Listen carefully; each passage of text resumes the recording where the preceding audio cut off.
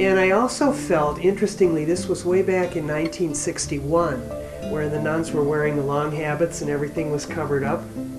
And if you were really little, you probably couldn't tell, who is this? Is this a man or a woman or whatever? So I coined the phrase for myself that the nuns were sort of gender neutral.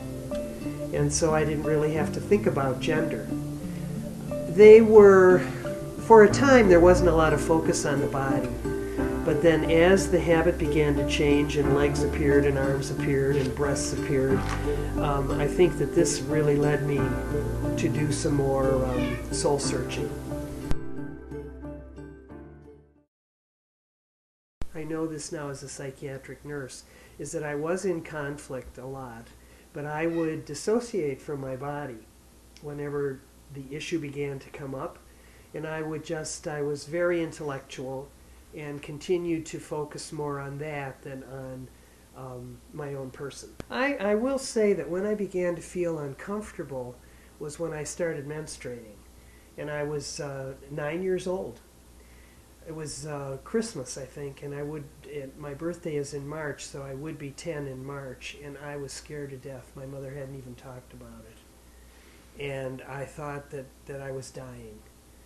So I continued. I was okay with it. I learned what to do, how to take care of myself and all of that, but I always kind of felt, what's going on here?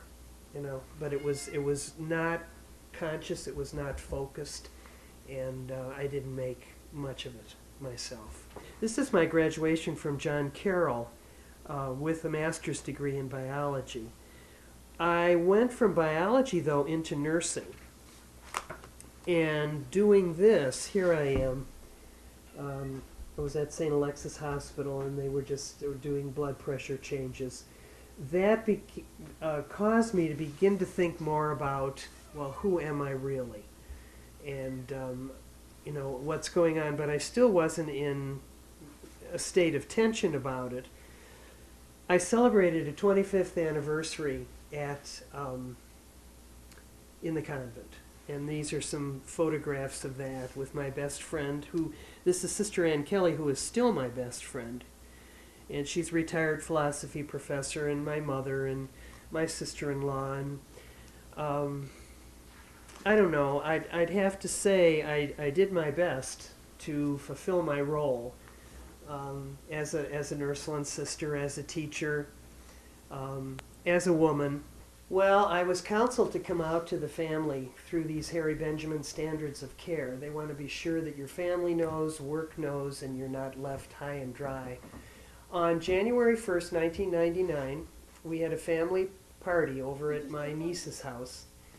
And after we had eaten, I said to the family, I want to make an announcement. And I could see on their faces that they were startled.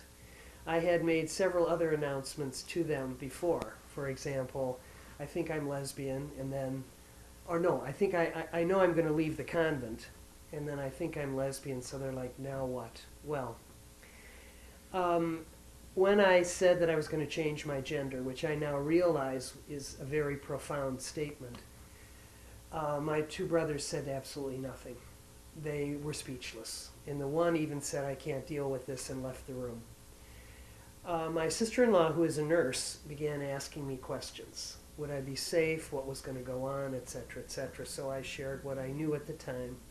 My nieces were great. So I began to see a difference in the family from one generation to the other. They were accepting. They thought this was wonderful, if this is what I needed to do to be happy. My brother said to me, don't tell Mom. My mother was in a nursing home, and she has had a history of mental illness. And they said, if you tell Mom, she's going to lose it totally. So I said, well, okay, I'll listen to you. So I waited a couple months before I talked to my mother. My mother was great. She had said to all of us, I'll never stand in the way of anything you want to do. And I thought to myself, oh, Mom, you have no idea what you set yourself up for. But she just looked at me and she said, well, if you had to meet your maker, meaning God, what would you say? And I'd say, well, I finally made it. That felt like, okay. Didn't feel like I had to run and hide or that I'd done anything wrong. The rest of my family has been pretty open. I mean, there's always the element of surprise. I consider the Ursulines my family as well. They've been very welcoming to me. I've been gone to the Ursuline Mother House many times, and I've just been very fortunate that way, that I'm able to build kind of a basis for them to hear me and see me and know that, yes, I'm still me. It is weird, though, to walk around somewhere and to look and see, oh, I know that person, and have them look at me and walk away. I mean, not recognize that this is still who I am, but I guess that happens. Doing the hormones, at first there was nothing. There were no changes. I wore a patch for a while, a testosterone patch, because the injections, for some reason, were off the market. I don't know what had happened. But when they came on the market, then I was injecting myself every 2 weeks with about 1 milliliter and a fourth of testosterone. My sex drive for a while did kind of peak. I mean, it did kind of get more how could I put it? I felt more alive sexually for a while. Physically, I had mentioned earlier I began to see my body fat redistribute. I did work out a little bit more than I had in the past, and I began to see more muscle mass coming. The hair development was fun. Oh, the thing that I lost that I didn't talk about before, I lost my hair. I have baldness on both sides of my family, and I knew coming into this that testosterone was going to cause me to lose my hair. I was sad about this at first, but now I'm like, okay, I can't do anything about it, and it doesn't matter. It's just me. That's about it. And I mean, the physical changes are only one part of it.